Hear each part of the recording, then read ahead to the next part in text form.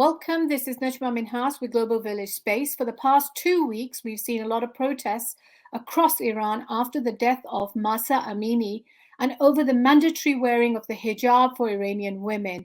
To make sense of what's happening in Iran and where we see this going, I'm joined today by Fatemeh Aman, who is a non-resident fellow at the Middle East Institute in Washington, D.C. Fatemeh, thank you for joining me. Thank you for having me, Najma. Fatemeh, can you explain what is happening in Iran? I mean, I know that over the last 40 years, we've seen some relaxation in some laws in Iran. For example, the severity of punishment for drinking has gone down, yet there's been no real movement on the hijab. So what is the significance of the hijab in Iranian politics? Yes, as you just mentioned, there are really many restrictive laws that have eased since the Islamic Republic. I don't know how much you have been involved with the laws in Iran. Sometimes really silly, like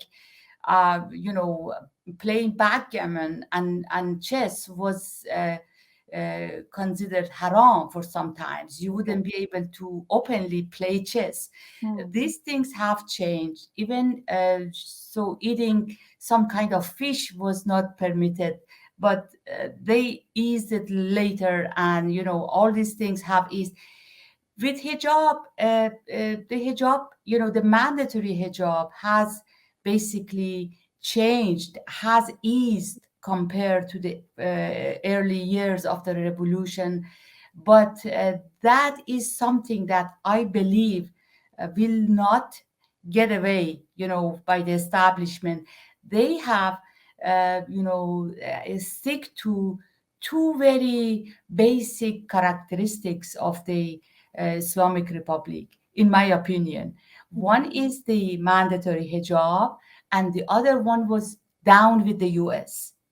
So these two have, worked as means and tools to suppress whoever is against them, or whoever they felt was against or acting against the establishment. So the fact that now it's so broad, the protest against the mandatory hijab is so broad across the party lines in Iran.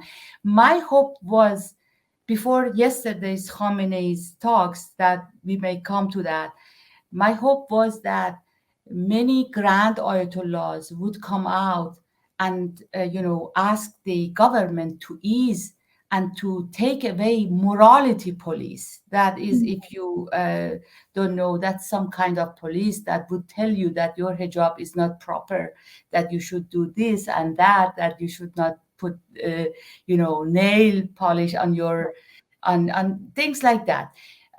So unfortunately, it did not happen, and the crackdown has even expanded since it began, almost 2 weeks ago. So you're suggesting these two things, in a way, are almost uniting factors that the regime uses to keep the people focused together. Is that what you're saying? That they use the death to America and women's hijab are two issues to keep the people united in Iran. Do you think there's been any cleavage in that at all after these protests? No, not to unite the people, because people are not united, obviously. It's more to control people. It's more to control any direction the protests may go. They want to be in charge of what is not important or what's important, what's essential and what's not. They want to be the one who decides what's more important. And hijab is a very effective way, by the way, to control women, to have them, to restrict them, because I obviously believe they are really afraid, rightfully so, as we see, of the power that these women have as the majority of people in Iran, as the majority of, people with high education, majority of people in higher jobs. So they really want to control them, and hijab is one effective, in their mind, effective tool to do that. So we've seen a lot of these protests have been actually led by women. Women are taking a huge participation in the protests. And in fact, it goes against what a lot of experts have traditionally said, that young people in Iran are just not interested in politics. I mean, has this surprised you? Absolutely. It's you said it beautifully. That's really true. A lot of people thought this generations of 90s and 2000, they are really not interested in politics. They wouldn't care. They just want to have their parties, music. Who cares about about politics? But as we saw in this one, women are highly intelligent. They would act when they feel it would just bear fruit, and they would just they are not reckless. They really want changes, and they would look into any possible means, effective means they have. And at this point, there is a desperation in Iran, and they really felt they have to act. Desperation over what? Of the restrictive laws is not just hijab, it's also limitation and restriction in the reproductive health, in the child marriage, all these laws that have imposed so many Mm. limitations and restrictions upon women's lives. And I think, and even in higher education, as personal as how you do your hair, how you show your face, how you want to put your makeup on, as Mm. personal and as individual as this, that is really too much. And that's their way to So do let the you see these establishment. protests all about women's issues, or do you think there's something else underlying the protests? Or, I mean, what are Yes, your thoughts? there is, absolutely. Is not something that happened overnight. We had this 2 years ago a mass demonstration, and massive crackdown on these people, close to 2,000, if we believe on the of the numbers.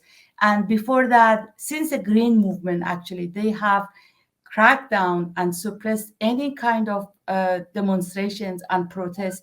And this time, it's just led by women. It's not that women follow the men, it's just led by women. And I think it's has been more effective in in getting the solidarities Right. and emotional support from all other type of people. You mentioned the Green Movement that took place in 2009. Do you think there's something about these protests which is different to the Green Movement or earlier protests that we saw in 2019, for example, in Iran? Yes, Green Movement was mostly about politics. It was a presidential election that was people felt, it was fraudulent, and there was a gentleman leading that movement, that protest. He is under house arrest since then. This one is really non-politic. Hmm. It's non-political. It's something of the human rights, individual freedom of how to dress, as simple as this. Hmm. And I think that is the point. That's the reason why it has lasted so long, and it may even go on. I mean, is that why you would say that it spread so much? Because it's to do with a more basic individual rights rather than Yeah, politics and in general? for the first time, women are leading it.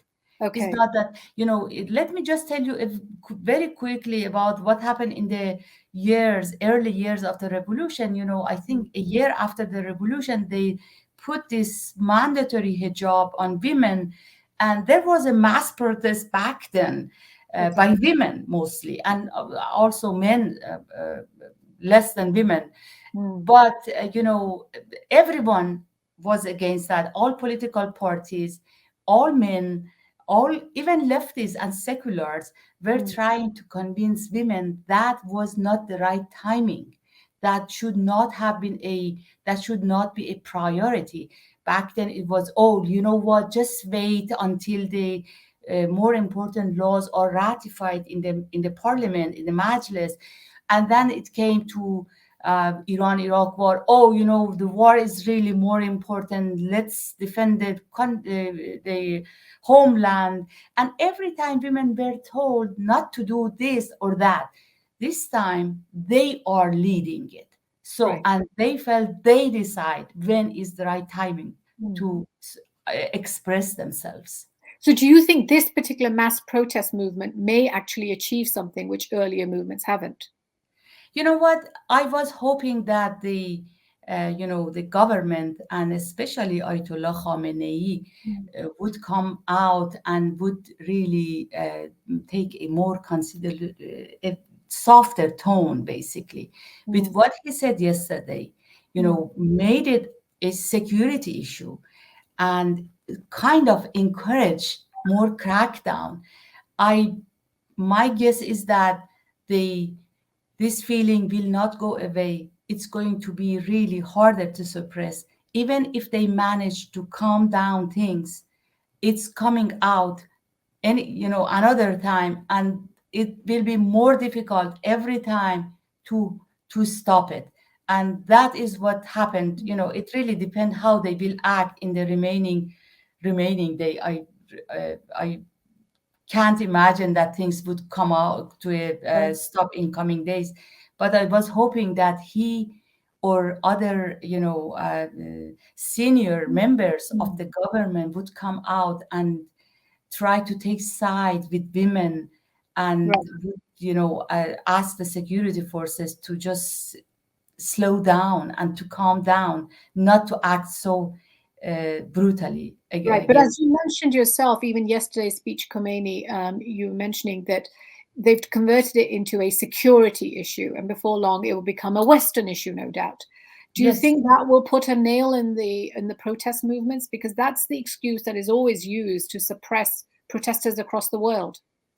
Yes, unfortunately, as you know, I was on the flight for a very long time. I just read the news and I was shocked at what happened at the Sharif University, is a top elite university in Iran, how brutally the students were, treated. And so, that's what where I concluded that they are going to to treat it very violently and Mm. brutally and use the same slogans that they have used since the in the last 43 years, that American and Israelis are behind the protests, and there is nothing wrong with what they do to women Mm. and to Mm. everyone else. There are a lot of questions about Khomeini himself and the successor that are starting to arise in Iran. Do you think it's going to be this transition between Khomeini and his successor will be a stable one? Or how do you see that playing out? Will be, I'm sorry, I didn't get you. The Will, transition to the successor of Khomeini, because he's obviously very sick and very ill. A lot of discussion has started about his successor. Do you see this as being a stable transition going forward? And how do you see this implicating the JCPOA talks as well with the United States?